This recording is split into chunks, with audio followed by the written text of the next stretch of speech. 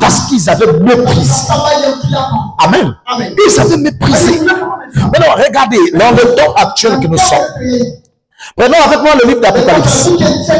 Apocalypse 18, le verset 1 à 4. Voilà pourquoi je dis que non, ici, nous prêchons tous ensemble. Chacun doit avoir sa Bible. Apocalypse 18, verset 1 à 4. Je vous ai parlé de l'histoire, mais cette fois-ci, je vous ramène au présent. Amen. On va voir le présent. Et quelle est la connotation de l'avertissement au présent? Apocalypse 18, le verset 1 à 4.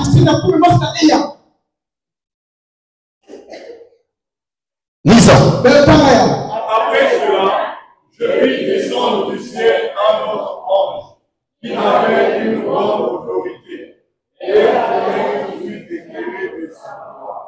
Il dit à une voix, disant, elle est tombée, Babylone la grande, elle est devenue une habitation du démon, un repère de tout esprit impur, un repère de toute oiseau impur et aux yeux. Parce que toutes les nations, on y va. Parce que toutes les nations ont pu juger de sa fureur, de son impudicité, et que les rois de la terre se sont livrés avec elle à l'impunité, et que les marchands de la terre se sont enrichis par la puissance de son luxe. Verset 4. Et j'entendis du ciel une autre voix qui disait, sortez du milieu d'elle, mon bleu, avec que vous ne souciez point à ses péchés, et que vous ne pas à ses. Regardez, là on parle de Babylone. La Babylone mystère. Et de cette Babylone, nous voyons que nous sommes au temps de la fin. C'est une prophétie. Amen. Qui regarde le temps de la fin. Et ce Babylone mystère qui devait créer le dégât. Regardez, il y a des onctions. Ne croyez pas que nous ne pouvons pas être là-bas. Mais vous pouvez être sous l'onction de cette Babylone. Amen. Mais vous avez trouvé que quelqu'un ne rentre pas dans un bar, mais il a une bière à la maison. C'est la même chose. Quelqu'un n'est pas dans un bar, mais a sa musique à la maison. Quelqu'un n'est pas au cinéma club, mais peut avoir son cinéma club à la maison. Donc, si tu n'es pas peut-être dans Babylone, mais tu peux être sous l'emprise de Babylone. Amen. Et on a compris que le monde est sous cette onction de ténèbres. Mais on dit que non, pour le peuple de Dieu, sortez. Amen. Sortez de Babylone. Vous savez que non, auparavant, le mot Babylone s'appelait Babel. Amen. Babel, regardez, il faudrait que vous compreniez. Le mot que vous entendez Babylone, les gens ont beaucoup parlé de Babylone. Babylone, avant que ce soit Babylone, c'était Babel. Babel. Excusez-moi. Babel veut dire quoi? Confusion. Avant que ce soit Babel, c'était Babel. Babel veut dire quoi? La porte du ciel. Donc la porte de Dieu. C'était un peuple qui pouvait être là pour écouter Dieu, marcher comme Dieu, faire ce qui est comme Dieu. Mais à un moment, c'est devenu Babel. Amen. Babel, la confusion. Et jusqu'à ce que c'est devenu Babylone. Il devient un mystère. Amen. Plus fort que cela. Et l'être humain aussi peut passer par ces voies. Auparavant, peut-être tu étais la porte du ciel. Par toi, les gens étaient sauvés. Par toi, les gens étaient aidés. Par toi, le message était partout. Combien de gens que tu avais aidés? Combien de personnes que tu avais exhortées? Mais tu es devenu quoi? La confusion. On ne sait plus qui tu es. Un pied dans le monde, un pied à l'église.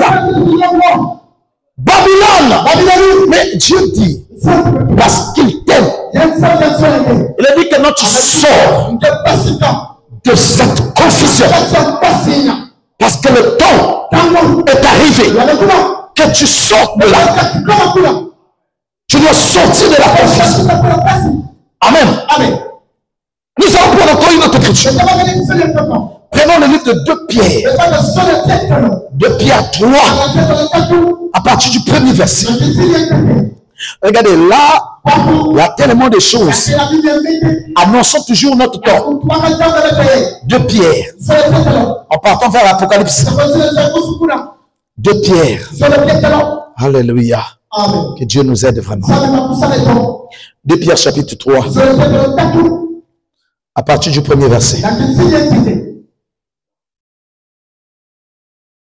Nous allons lire jusqu'au peut-être vers 18 là-bas, selon la manière dont Dieu va. 2 Pierre chapitre 3. Chaque personne doit prendre la Bible là. 2 Pierre chapitre 3. On va lire d'abord le premier et le deuxième verset. Lisons au nom du Seigneur.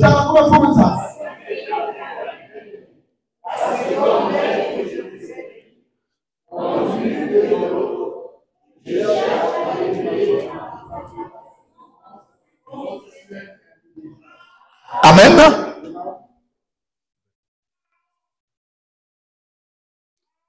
Ok. Amen. C'est bon. Donc, je vous dis que non. La première des choses. Amen. Nous allons suivre. Amen. Nous avons dit que non. Paul est bien en train de les avertir. Il dit maintes fois, par ce que j'écris, je vous avertis. Amen. Prenons encore le verset 3 à 4. Lisons.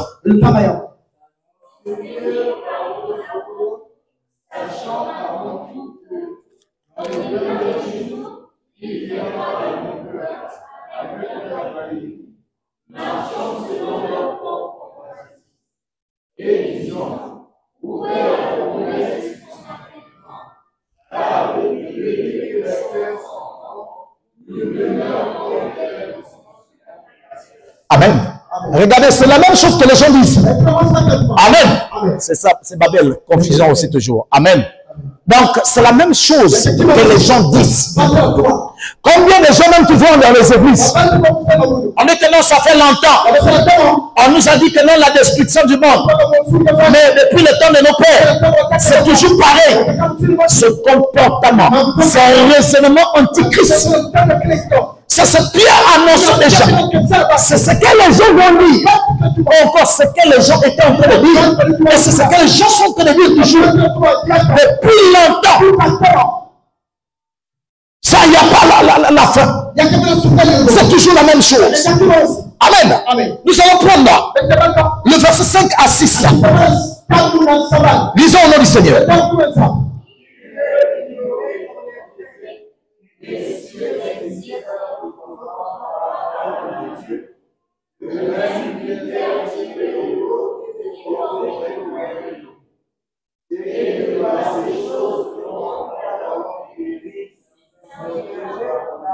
Est-ce que vous savez que auparavant, le monde était détruit par l'eau?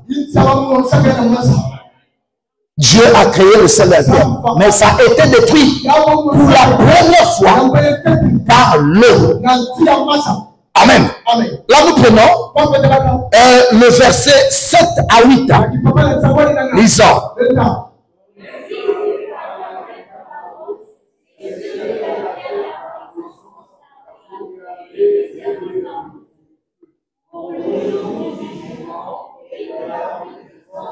Amen. Nous allons y revenir. On dit que non, autrefois, la terre, le ciel et la terre d'autrefois, ça a été détruit. Par quoi? L'eau.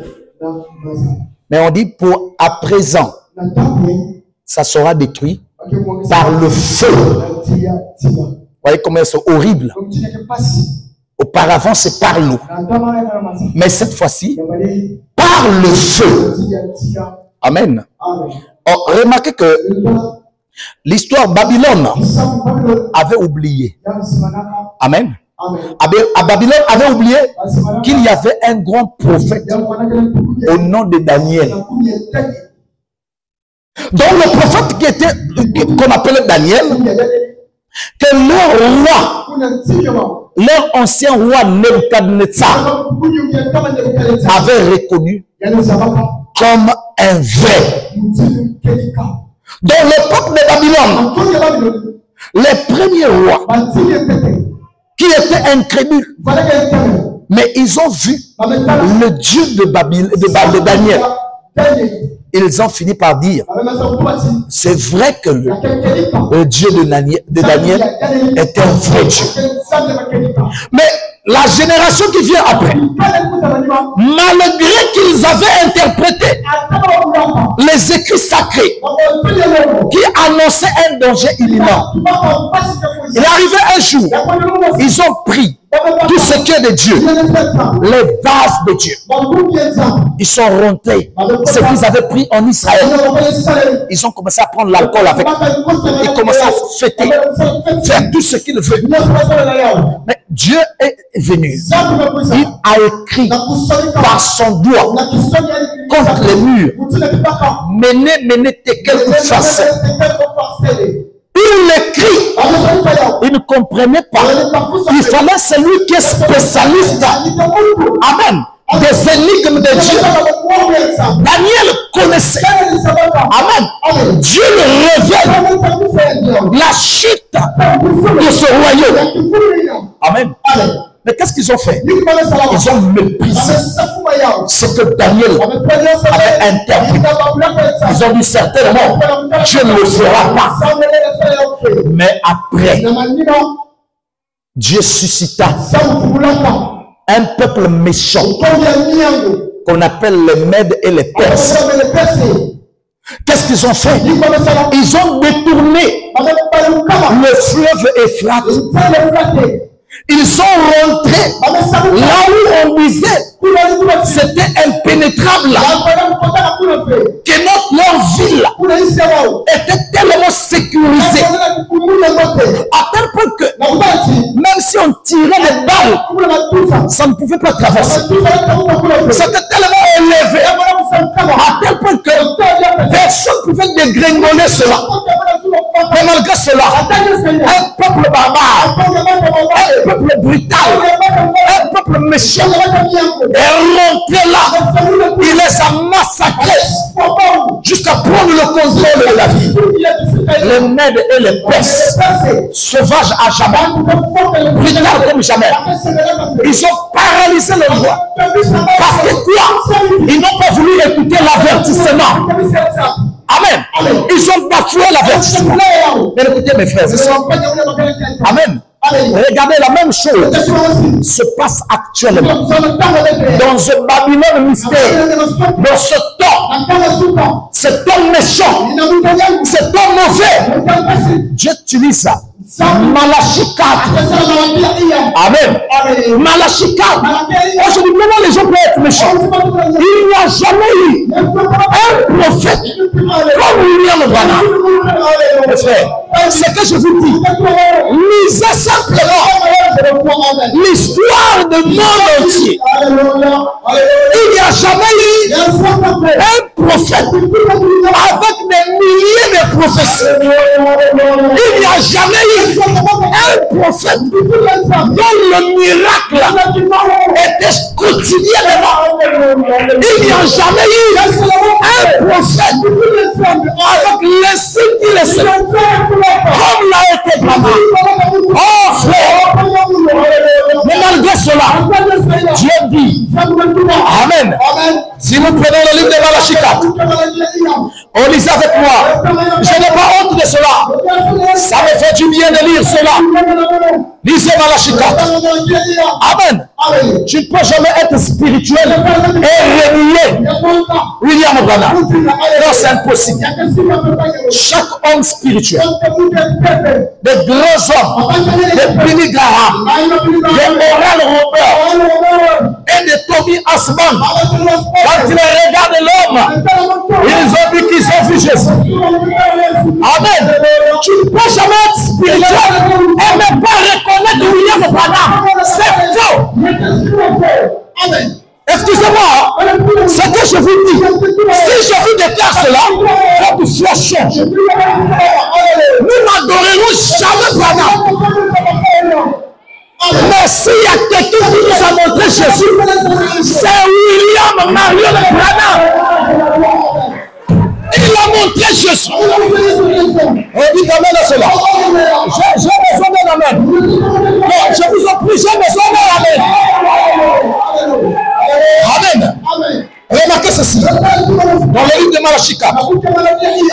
Alléluia, je me sens bien. Amen. Nous nous préparons pour quelque chose. On va examiner quelque chose. Alléluia. Amen. À partir du premier verset. Oh Dieu. Permets. Je dois foncer cela dans votre âme. Pour que tu te lèves avec une foi hors le commun. Amen. À partir du premier verset. On y va. Ardent comme une fournaise. Tous les auteurs et tous les méchants seront comme du chaume. Le jour qui vient les embrasera, dit l'Éternel des armées. Il ne leur laissera ni racine, ni rameau. Vous entendez là? Il y a un jour qui va consumer tout. Il ne va pas laisser quelque chose de descendant ou quelqu'un d'autre qui va. Il va destiner, déraciner. Amen. Vraiment, continuons. Pour qui? Ah, donc vous parlez de moi. Merci. Donc toi aussi pour toi. Pour qui? Amen. Je m'approprie. Amen. La prophétie. Je prends ça pour moi. Chaque personne, tu dois prendre ça pour toi. Si tu ne fais pas cela, tu n'es pas l'épouse. L'épouse s'identifie aux promesses de son temps. Amen. Mais pour vous, on y va.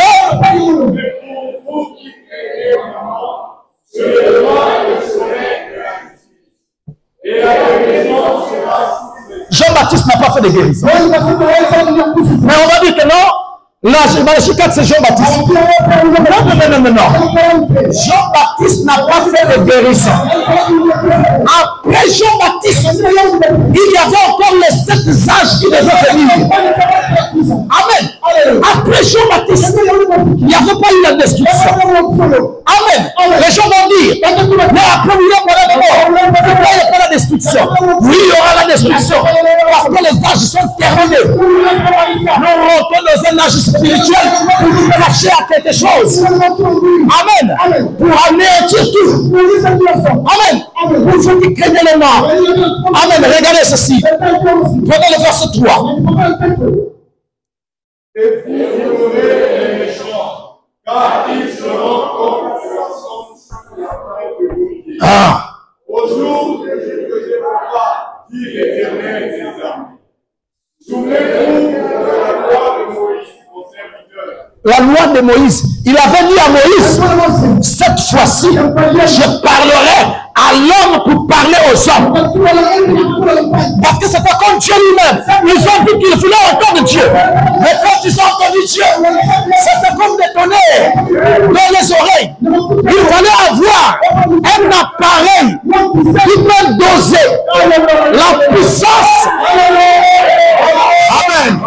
Ils ont remarqué que non, tout ce que la force il fallait un transformateur qui va recevoir le courant et qui va partager partager cela convenablement. Ils n'ont pas supporté. Ils ont remarqué comme si les oreilles vont s'éclater.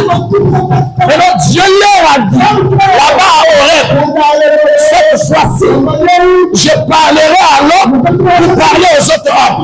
Il souvenez-vous la loi de Moïse. Amen. On y va. Souvenez-vous, on y va. Souvenez-vous de la loi de Moïse, mon serviteur, auquel j'ai prescrit à Horeb, pour tout Israël, les préceptes et les ordonnances. Voici, je vous enverrai Élie le prophète, avant que le jour de l'Éternel arrive. Ce jour grand et redoutable. Il ramènera le cœur des pères à leurs enfants et le cœur des enfants à leurs pères, de peur que je ne vienne frapper le pays d'interdit. Amen. Que le pays d'interdit dit Amen. Amen. Le pays interdit, on ne touche pas ce pays. Je dis, ne touchez pas à mes lois. Les lois, c'est qui me tue loin de Dieu. Amen. Donc, voyez-vous, vous comprenez ceci. Amen. Mais malgré cela, malgré, comme le temps de Daniel, Dieu a envoyé quelqu'un pour décrypter, pour décoder les écrits sacrés. Mais qu'est-ce que les gens font? Ils rentrent dans leur grandeur. Nous sommes rentrés dans la légèreté. Nous sommes rentrés. Mes frères et sœurs, regardez le prophète qui le dit. Quand il envoie, pourquoi tu sors de Babylone, tu rentres en Christ. Parce que sans la nouvelle naissance, tu es perdu. Vous allez me dire, je suis né de nouveau. Mais pourquoi cette haine? Amen. Je suis né de nouveau. Mais pourquoi cette haine en toi? Je suis né de nouveau. Pourquoi cette méchanceté? Je suis né de nouveau. Pourquoi cet orgueil? Amen. On faut que s'attaquer les uns. Chacun veut tuer l'autre. Mais quand même on dit, je suis né de nouveau. Amen. Que Dieu nous vienne en aide.